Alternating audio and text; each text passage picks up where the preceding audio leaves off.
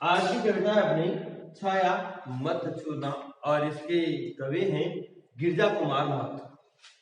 तो ये जो कविता है हमें ये संदेश देती है कि जो हमारे अतीत की जो स्मृतियां हैं, यानी कि जो समय गुजर गया है उसकी जो यादें हैं उन्हें हमें भूलकर वर्तमान का सामना करना चाहिए। वर्तमान में जो जो भी हमारे सामने यथार्थ है, जो सत्य है, उसका हमें सामना करना चाहिए और उसी के हिसाब से हमें भविष्य का वर्णन करना चाहिए, भविष्य को स्वीकार करना चाहिए। न कि हमें पुरानी अपनी जो सुख क्या समय था उसे याद करके उसे चिपके नहीं रहना चाहिए उसे चिपके। अब देखिए आप छाया मत छूना कविता शुरू करते हैं। छाया मत छूना मन होगा दुख दुख। लेखक कवि गिरजा कुमार माथुर कर रहे हैं। छाया का मतलब यहाँ पर एक तरह से परछाई, भ्रम, दुविधा कि छाया मत छूना मन होगा दुख दुख। यानी कि कवि कह रहे हैं कि जो पुरानी जो स्मृतियां थी, जो पुराना जो अतीत में जो सुख की स्मृतियां थी, जो सुख का समय था, वो मुझे मत छूना, यानी कि मुझे याद नहीं आना चाहिए। मत छूना का मतलब वो छाया नहीं छूनी चाहिए। किसकी छाया नहीं छूनी चाहिए? अतीत की सुख की स्मृतियों की छाया नहीं छूनी चाहिए, वरना क्या होगा? मन होगा दुख। अगर मन में हम पुराने समय की सुख की स्मृतियों को याद करें, मान लो भी आज हमारे कुछ दुख है और हम सोचे यार उस जमाने में तो मेरे दुख था ही नहीं, 5 साल पहले तो मैं कितना खुश था, कितना अच्छा रहता था, कितना मस्त रहता था, घूमता था, ये करता था, वो करता था। तो उन स्मृतियों को याद करने से क्या होगा? आपका मन दुगना दुखी होगा। दुखी तो है ही सही, वो क्या हो जाएगा? मन होगा दुख दुगना, यानी कि आपका मन दुगना यानी कि डबल दुखी हो जाएगा। जीवन में है सुरंग सुदियां सुहाग। कभी कहते हैं कि इंसान का, मानव का जो जीवन है उसमें रंग बिरंगी, सुरंग मतलब रंग बिरंगी, सुदिया मतलब यादें, सुहावनी मतलब अच्छी लगने वाली, कि हमारे जीवन में कई सारी रंग बिरंगी यादें छुपी हुई है जो हमारे मन को अच्छी लगती है। छवियों की चित्रगंध फैली मन भावनी। छवियों की मतलब जो हमारी स्मृतियां हैं उनकी चित्रगंध, यानी कि एक तरह चित्रगंध का मतलब होता है कि चित्र की छवियों के साथ उसके आसपास की गंध का भी अनुभव करना। तो ये चीजें हमारे जीवन में बहुत सारी फैली हुई हैं कि छवियों की चित्रगंध फैली मन भावनी, कि छवियों की यानी कि स्मृतियों की चित्रगंध यानी उनकी महक, उनकी यादें मन को भाने वाली हमारे चारों तरफ, यानी कि हमारे अतीत में बहुत सारी फैली हुई है। भाई आपने मान लो 30 साल का जीवन जी लिया, तो उसमें कई सारी खुशियों के क्षण है, तो उनकी चित्रगंध यानी कि उनकी खुशबू, उनकी गंध यानी कि उनकी यादें वो फैली हुई है चारों तरफ। आगे देखिए, तन सुगंध शेष रही, बीत गई यामिनी, कुंतल के फूलों की याद बनी चांदी। तो यहाँ पर वो जैसे मान लीजिए एक नायक नायिका है, उसका उदाहरण लेते हुए देखते हैं कि तन सुगंध शेष रही, बीत गई याद, यानी कि मान लो नायक और नायिका का मिलन हुआ, रात भर वो दोनों साथ में रहे, तो जैसे ही रात बीत गई कि बीत गई यामिनी, जैसे ही वो तारों भरी चांदनी रात बीत गई, नायिका उससे अलग हो गई, तो अब उसके पास क्या रहा? केवल उसकी स्मृतियां शेष रही, केवल उसकी यादें ही शेष रही और उसके पास कुछ भी नहीं रहा। कि तन सुगंध रही, तन सुगंध शेष रही, यानी कि कह सकते हैं यहाँ पर सीधा सा अर्थ है कि नायिका के तन की सुगंध ही शेष रही जब रात बीत गई।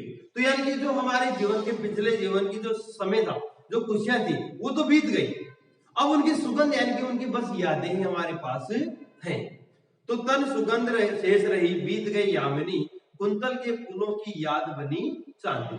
तो कुंतल लंबे केस या बाल कह सकते हो आप, कि जो नायिका है उसके बालों में जो फूल लगे हुए थे उनके फूलों की खुशबू ही अब मात्र शेष रही, यानी कि वो बस याद के रूप में ही शेष है, समय तो बीत चुका है केवल। आगे देखो, इसको यार तो सही कर रहे, बंद कर दो उसको। हाँ, तो आगे देखिए कि तन सुगंध शेष रही, बीत गई यामिनी, यानी कि नायिका के जाने के बाद नायक के पास केवल जैसे रात बीत गई वैसे ही केवल उसके तन की यानी कि उसके शरीर की केवल खुशबू ही शेष रही, यानी कि उसकी यादें ही शेष रही। कुंतल के फूलों की याद बनी चांदनी। कुंतल के फूलों यानी कि उसके जो लंबे केस थे, तो केस रूपी उसके जो फूल थे उनकी यादें ही केवल अब उसको चांदनी के रूप में प्राप्त है या चांदनी बनी हुई है।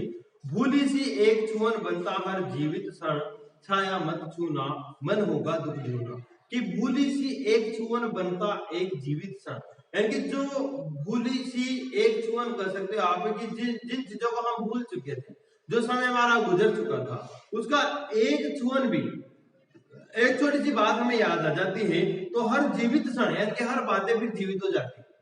अगर हम एक सुखी क्षण को याद कर लें तो उसके बाद दूसरा याद आता है, फिर तीसरा याद आता है, यानी कि एक के बाद एक याद आती चली जाती है। तो भूली सी एक छुअन, कि अगर हमने भूल से भी एक भूली सी जिन चीजों को हम भूल चुके हैं, जो समय हमारा गुजर चुका है, उसकी एक छुअन का मतलब एक खुशी का पल या एक खुशी की बात हमने अगर याद कर ली तो हर जीवित क्षण यानी कि फिर जो सारी जो पुरानी स्मृतियां वो सारी जीवित हो जाती है, हर एक क्षण हमारे सामने जैसे आने लग जाता है।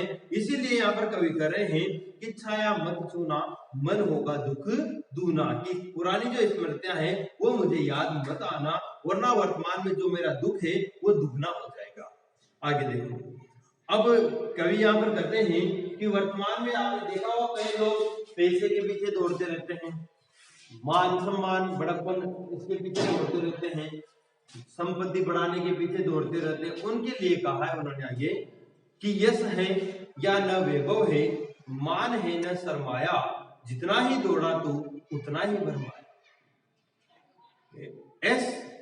यश प्रतिष्ठा होती है कि यश है या न वैभव है, कि यश है या न वैभव है, क्या तो यश है या नहीं है, वैभव है या नहीं है, मान है या नहीं है, सरमाया यानी कि पूंजी, शायद सेकंड ग्रेड में आया था पहले कि सरमाया यानी कि पूंजी है या नहीं, यानी कि धन दौलत।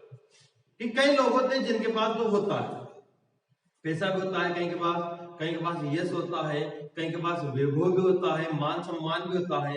तो जिनके पास है वो तो उसको बढ़ाने में दौड़ रहा है, और नहीं है जिनके पास पैसा नहीं है वो पैसा प्राप्त करने के लिए दौड़ रहा है। तो उन्होंने कहा कि ऐसे है या नहीं है, वैभव है या नहीं है, मान है या नहीं है, पूंजी है या नहीं है, जितना ही दौड़ा तो उतना ही भरमाया। कि जितना ही है मनुष्य तो इसके पीछे दौड़ा उतना ही तो क्या हुआ, भ्रमित हुआ है। क्या हुआ है, तो भ्रमित हुआ। यानी कि मान लो किसी ने 1 करोड़ की संपत्ति इकट्ठी कर ली तो उसे 2 करोड़ करने की कोशिश करे, 2 की कर ली तो 4 करने की कोशिश करेगा। जिसके पास कुछ नहीं है वो सोचेगा 1 लाख रुपया कर लूंगा, 1 लाख रुपए कमा लो इतने, तो 1 लाख में खुश हो जाता है। फिर एक के आगे, यानी कि जितना ही दौड़ा तो उतना ही भरमाया, यानी कि जितने हम दौड़ते हैं इसके पीछे, पूंजी के पीछे, मान सम्मान के पीछे, यश के पीछे, वैभव के पीछे, उतने हम भ्रमित होते जाते हैं। प्रभुता का शरण बिंब केवल मृत तृष्णा है, हर चंद्रिका में छिपी एक रात कृष्णा है। प्रभुता का शरण बिंब यानी कि बड़प्पन का एहसास कर सकते हो आप, कि बड़प्पन का जो एहसास है उसका शरण बिंब यानी कि उसकी छाया मात्र केवल मृग तृष्णा है। जो हम ये बड़प्पन या जो बड़प्पन का एहसास महसूस करते हैं, जो पूंजी कमाने का, वैभव का, वो क्या है, केवल मृग तृष्णा है। मृग तृष्णा, मृग की इच्छा, लालसा। अब मृग तृष्णा क्या होती है, देखा होगा आपने कि जैसे मान लो जो हिरण होता है वो प्यासा होने के बाद जब पानी के लिए दौड़ता है तो वो जो गर्मी में आपने देखा होगा एक पानी का जाल सा दिखाई देता है सड़क पर या रेगिस्तान में, देख लो आप, जो वो उड़ती रहती ना हल्की हल्की भाप के रूप में, तो वो ऐसा लगता है दूसरी किसी की नदी हो, एक तरह से पानी हो, बिल्कुल नदी भरी हुई हो। तो जो मृग यानी कि हिरण जो होता है वो दौड़ता है उसको प्राप्त करने के लिए, दौड़ता है, लेकिन वहां जाने के बाद कुछ नहीं दिखता, फिर उसको वही जो पानी का जाला होता है वो और आगे दिखाई देता है, फिर वो दौड़ता है। तो उसकी मृग तृष्णा होती है, वो कभी खत्म नहीं होती, वो कभी खत्म नहीं होती, मृग ही मर जाता है, लेकिन उसकी मृग की जो तृष्णा, तृष्णा मतलब जो प्यास है, जो इच्छा है, जो आकांक्षा है, वो कभी खत्म नहीं होती। तो अगर इंसान भी इसी तरह जीने लग गया तो इंसान ही खत्म होगा, उसकी इच्छाएं कभी भी पूरी नहीं होगी। तो प्रभुता का शरण बिंब केवल मृग तृष्णा है, जो हमारे बड़प्पन का जो एहसास है ना, ये केवल मृग तृष्णा है और कुछ भी नहीं है, यानी कि छलावा मात्र है। हर चंद्रिका में छिपी एक रात कृष्णा है। हर चंद्रिका, चंद्रिका यानी कि चांदनी रातें, जो उजाली रातें होती है वो, उसमें छिपी एक रात कृष्णा है, यानी कि हर चांदनी रात के बाद में क्या आती है, एक काली रात आती है। जैसे 15 दिन तक चांदनी रातें रहती है, फिर अमावस्या आती है, जब पूरा अंधेरा हो जाता है, तो हर चंद्रिका के पीछे छिपी एक रात कृष्णा है, मतलब हर सुख के बाद में दुख छिपा हुआ, हर दिन के बाद में रात आएगी, वही बात है। तो आप कभी सुखी हो जाओगे, कभी दुखी हो जाओगे। तो ये जीवन के दो पहलू हैं, इनके बिना इंसान जी नहीं सकता। अगर दुख नहीं आएंगे तो सुख का एहसास भी नहीं होगा। दुख आता है ना, जब भी सुख में आनंद आता है इंसान को, अगर सुखी सुख आते जाएंगे तो उनसे बोर हो जाएगा। तो हर चंद्रिका के पीछे छिपी एक रात कृष्णा है, यानी कि हर चांदनी रात के पीछे एक काली रात छिपी रहती है, यानी कि हर सुख के पीछे क्या रहता है, दुख जरूर रहता है। जो है यथार्थ कठिन उसका तू कर पूजन, छाया मत छूना मन होगा दुख दूर।